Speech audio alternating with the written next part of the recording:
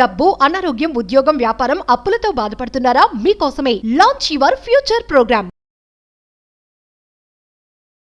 Hi hello నమస్తే, welcome to Suman TV. ప్రస్తుతం మనతో పాటు ఉన్నారు MD of trading bros Telugu Pavan Kumar గారు.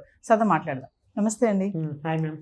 ఇప్పుడు స్టాక్ మార్కెట్ అంతా చూస్తే క్రాష్ అవుతుంది కదండి, అంటే ఇది పాజిటివ్ గా టర్నింగ్ ఎప్పుడు అవుతుంది అంటారు? క్రాష్ అంటే ఏంటంటే దాని గురించి ముందు చెప్పడానికి ట్రై చేస్తాను. మీకు స్క్రీన్ మీద ఒక ఫోటో వస్తుంది చూడండి, ఇది అందరూ కూడా నోట్ చేసుకోండి, మీకు డెఫినెట్లీ కూడా యూజ్ అవుతుంది.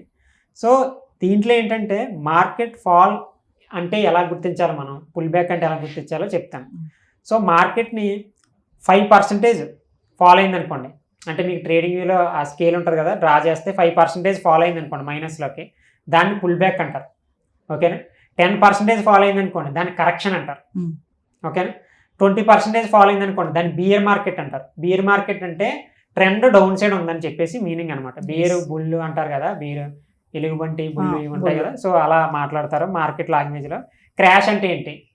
40% క్రాష్ అవ్వాలి. అంటే ఇప్పుడు నిఫ్టీ ఒక 10,000 ఉందనుకోండి, దాని ఎల్టీకి 24 ఉంది, నేను ఎగ్జాంపుల్ మీకు క్లారిటీగా అర్థం అవ్వడానికి 10,000 అంటున్నాను. 10,000 ఉందనుకోండి, 10,000లో 40% అంటే ఎంత? లైక్ 60కి పడిపోవాలి. అంటే 10,000 to 6,000 పడిపోవాలి. 6,000 పడిపోతే దాన్ని ఏమంటారు? క్రాష్ అంటారు. అంత అలా పడిపోయిందా మార్కెట్?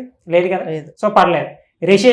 రిసెషన్ అంటే మీకు క్రైటీరియాస్ వస్తాయి. మొన్న మనకి కరోనా వచ్చింది కదా, కరోనా కానీ లైక్ ఇలాంటివి ఏదైనా వచ్చాయనుకోండి, సునామీలు కానీ ఇలాంటివి వచ్చినప్పుడు మనకి 50% అలా క్రాష్ అయ్యే అవకాశం ఉంటుంది. దాన్ని రెసిషన్ అంటారు అనమాట. మనీ వాల్యూ పడిపోవడం, రూపీ వాల్యూ పడిపోవడం అలాంటివి జరుగుతుంటాయి అనమాట. సో అప్పుడు దాన్ని రెసిషన్ అంటారు. 50% ఫాలో అవ్వాలి. అంటే 10,000 వాల్యూ ఉన్న ఇండెక్స్ 5,000 పడిపోవాలి. ఓకేనా? ఇప్పుడు అర్థమైంది అనుకుంటున్నాను. పుల్ బ్యాక్ అంటే 5%, కరెక్షన్ అంటే 10%, 20% అంటే బీర్ మార్కెట్, 40% అంటే క్రాష్, 50% అంటే రిసెషన్. ఇప్పుడు మనకి ఎంత ఫాలో అయిందంటే 5 to 10% కరెక్ట్ అయింది. అంటే దాన్ని కరెక్షన్ అంటారు. అంటే ఏదన్నా ఒక స్టాక్ రైజ్ అయ్యేటప్పుడు స్ట్రైట్గా వెళ్ళిపోదు. ఇండెక్స్ అన్న ఏదన్నా సరే కొంచెం కరెక్షన్ జరుగుతుంది, కిందకే పైకి ఒక అలలో ఒక స్వింగులు పడుతున్నట్టు పడుతుంది. దాన్నే లైక్ డిఫరెంట్ నేమ్స్తో పిలుస్తూ ఉంటారు. Like impulsive, corrective move. Impulsive, corrective అంటే 100% రైజ్ అయితే అట్లీస్ట్ 30% అన్నా మళ్ళీ వచ్చే వెళ్ళాలి, తప్పకుండా రావాలి. అది మార్కెట్ యొక్క బిహేవియర్. అది ఆ బిహేవియర్ని మనం క్రాష్ అని అనుకోకూడదు. ఇప్పుడు చాలా మంది పోర్ట్ఫోలియోని బిల్డ్ చేసుకున్న వాళ్ళు ఉన్నారు. పోర్ట్ఫోలియో మీన్స్ అంటే ఏంటంటే ఒక 20 స్టాకులని 30 స్టాకులని కొనేసి లాంగ్ టర్మ్కి వదిలేస్తారు నెక్స్ట్ జనరేషన్కి. ఓకే. లేకపోతే ఒక 5 years 10 years అలా వదిలేస్తారు. ఇండియన్ మార్కెట్ గురించి తెలిసిందే కదా, అభివృద్ధి చెందుతున్న దేశం. ఎప్పుడు కూడా ఫండమెంటల్గా బాగున్న స్టాక్స్ అన్ని కూడా రైజ్ అవుతుంటాయి. మనలాంటి వాళ్ళు కొంచెం మిడిల్ క్లాస్ వాళ్ళు పెట్టరు, కానీ బిగ్ ప్లేయర్స్ అందరూ కూడా పెడుతుంటారు అలా. ఎందుకంటే అంత మనీ ఉండవు కదా, 10 lakh 20 lakh వాళ్ళు పెట్టేసి వదిలేస్తారు. 1 crore కూడా పెట్టేసి లాంగ్ టర్మ్. ఇంకా మనం గ్రో అవుతుంటే, కంట్రీ గ్రో అవుతుంటే అవి గ్రో అవుతుంటాయి. ఇప్పుడు మీరు ఫర్ ఎగ్జాంపుల్ గా చెప్తున్నాను నేను, రిలయన్స్ స్టాక్ ఉంది. రిలయన్స్ స్టాక్ ఒక 10 years బ్యాక్ ఎలా ఉంది, ఇప్పుడు ఎలా ఉంది? అది కంట్రీతో గ్రో అవుతుంది, వెళ్ళిపోతుంది కదా. జియో సంథింగ్ ఎలా అని చెప్పేసి, అలాగే అదాని, లేకపోతే ఆ రైల్వే సెక్టర్ RVNL ఇలాంటివి రైజ్ అవుతూనే వెళ్తుంటాయి కదా. అలాగా వాళ్ళు కూడా స్టాక్స్లో పెట్టేసి వదిలేస్తారు.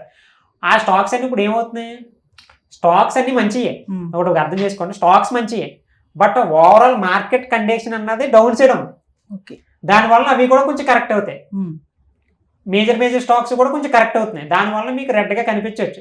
బట్ ఫండమెంటల్గా బాగున్న స్టాక్స్ అయితే హోల్డ్ చేసుకోవడం మంచిది. ఇప్పుడు లైక్ ఈ టైంలో మనం మార్కెట్లోకి వెళ్ళొచ్చా అని చెప్పేసి చాలా మంది అడుగుతున్నారు. సో ఈ టైంలో మార్కెట్లోకి వెళ్ళే ముందు నేను కొన్ని థింగ్స్ చెప్తున్నాను. కొన్ని డేటాస్ ఉంటాయి మనకి. న్యూస్ ఒకటి ఉంది, ఎలక్షన్ ఉంది, US markets father of the markets అంటారు. Father of the markets impact అన్నది మన ఇండియన్ మార్కెట్ మీద కూడా ఉంటుంది. మన ఇండియన్ మార్కెట్ మీద కదా, గ్లోబల్ మొత్తం ఉంటుంది. ఎందుకంటే అన్ని కంట్రీల కంటే బిగ్ కంట్రీ ఇది యుఎస్ఏ కదా, అమెరికా. అమెరికా యొక్క టాప్ 30 స్టాక్స్ అన్ని కూడా యుఎస్ లోనే ఉన్నాయి. ఆ టెస్లా, ఇవన్నీ యాపిల్, ఇవన్నీ కూడా అక్కడే ఉన్నాయి. సో అది ఫాలో అవుతుందంటే మనది ఫాలో అవుతుంది. ఇప్పుడు ఎలక్షన్స్ ఏమన్నా నెగిటివ్గా కానీ లైక్ మన పాయింట్ ఆఫ్ వ్యూ ప్రకారం చూసుకోవాలంటే, if in case Trump win అయ్యారనుకోండి, మనకు పాజిటివ్ ఎక్కువ ఉండే అవకాశం ఉంది.